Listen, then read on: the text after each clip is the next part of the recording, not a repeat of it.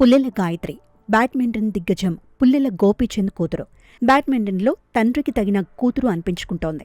అంతర్జాతీయ వేదికలపై నిలకడగా రాణిస్తోంది. ట్రిసా జాలీతో కలిసి సంచలనాలు సృష్టిస్తోంది. తాజాగా బ్యాడ్మింటన్లో చూపుతున్న ప్రతిభకు గాను అర్జున అవార్డుకు ఎంపికైంది. దీంతో పుల్లెల గాయత్రి ఒక్కసారిగా హాట్ టాపిక్ అయింది.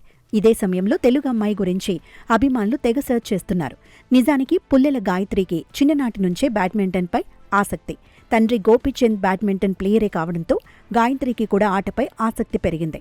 సైనా నెహ్వాల్, పివి సింధు వంటి స్టార్ల ఆటను గమనించింది. స్టార్ ప్లేయర్లతో కలిసి ట్రైనింగ్ తీసుకుంది. ఆటలో నైపుణ్యాలను పెంచుకుంది. వివిధ టోర్నీల్లో సత్తా చాటింది.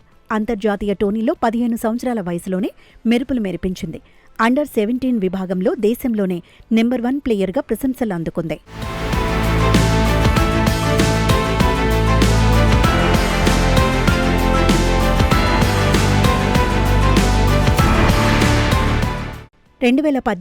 ఆసియా క్రీడల కోసం భారత జట్టులో పుల్లెల గాయత్రి చోటు దక్కించుకుంది.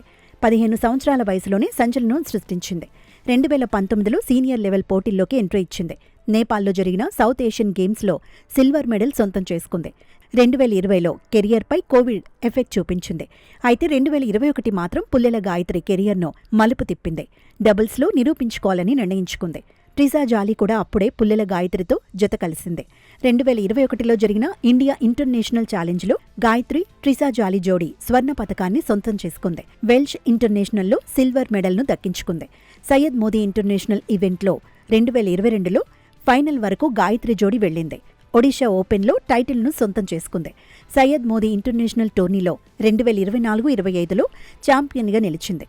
మొత్తంగా పుల్లెల గాయత్రి ఒక్కో మెట్టు ఎక్కుతోంది. ఆటపై ఆసక్తితో అద్భుతాలు చేస్తోంది.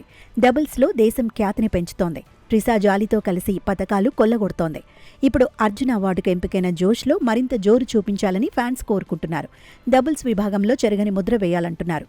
మరిన్ని ప్రతిష్టాత్మక టోర్నీలో మెడల్స్ సాధించాలని కోరుకుంటున్నారు.